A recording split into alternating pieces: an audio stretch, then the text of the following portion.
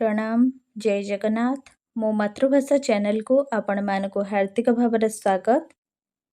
तो आज आम प्राबंधिक भुवनेश्वर बेहेरा रचित गद्य तीन तुंडरे संपर्क में केतेक संक्षिप्त प्रश्नोत्तर आलोचना करवा जहाँकि आमर युक्त 2 द्वितीय श्रेणीर साहित्य ज्योति पुस्तकर प्रथम एकक रही।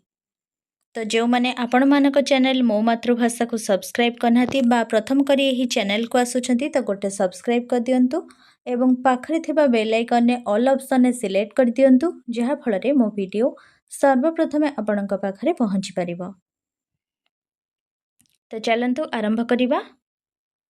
फर्स्ट क्वेश्चन हेउछि गणतंत्र संपर्क रे अनेक कोण कहंती। गणतंत्र शासन संपर्क रे अनेक कहती जे शासन पद्धति गुड़िक मध्य गणतंत्र ही सर्वोत्कृष्ट। परवर्ती प्रश्न हेउछि गणंकर शासनर अर्थ कौन। गणंकर शासनर अर्थ हेउछि गणतंत्र। गणतंत्रर प्रकृत और प्रधान विशेषत्व कौन। गणतंत्रर प्रकृत और प्रधान विशेषत्व गणक द्वारा शासन ही गणतंत्र। क्यों शासन रे लोके निजे निजको शासन करती। गणतंत्र शासन रे लोके निजे निजको शासन करती। क्यों शासन रे शासक और शासित एक और अभिन्न। गणतंत्र शासन रे शासक और शासित एक और अभिन्न। परवर्ती प्रश्न हेउछि भारत रे सामाजिक न्याय परिकल्पना किपरि। भारत रे सामाजिक न्याय लंकारे हरि शब्द परि। गणतंत्र रे क्यों माने सीधासळख भाव शासनकर्ता हुअंती। जनतार प्रतिनिधि माने सीधासळख भाव शासनकर्ता हुअंती। लोक प्रतिनिधि मनोनयन को गणतंत्रर कौन बोली कुहा जाए।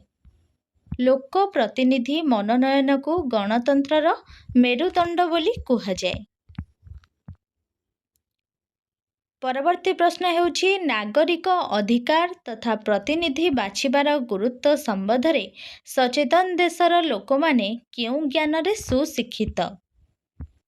नागरिक अधिकार तथा प्रतिनिधि बाछिबार गुरुत्व संबंध रे सचेतन देशर लोक माने शासन संबंधी ज्ञान रे सुशिक्षित।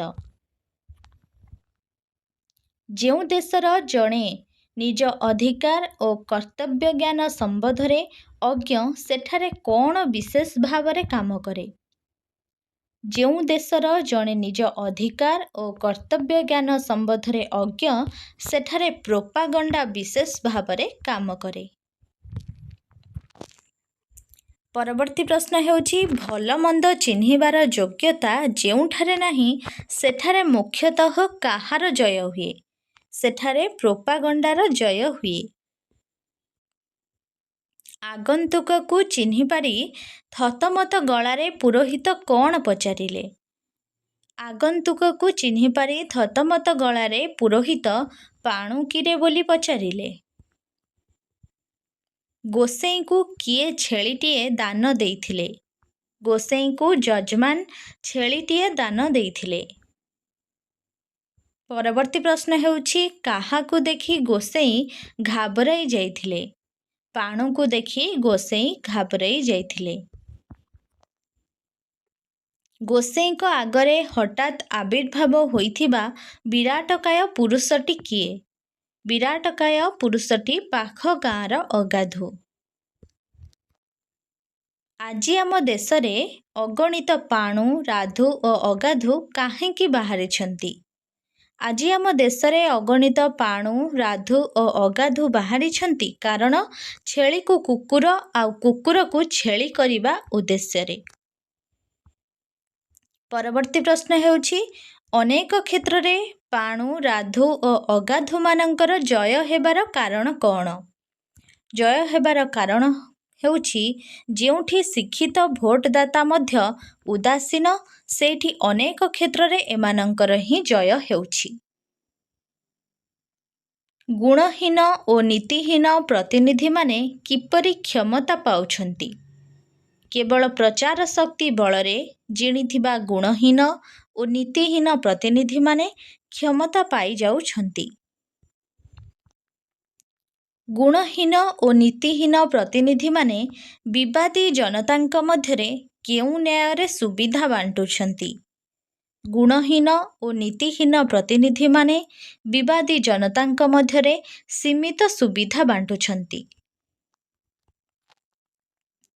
ପରବର୍ତ୍ତୀ ପ୍ରଶ୍ନ ହେଉଛି, ଜନତା ଜନାର୍ଦ୍ଦନ କାହାପରି ଓଠ ଚାପି ପ୍ରତିନିଧିମାନଙ୍କୁ ଅନାଇ ରହୁଛନ୍ତି?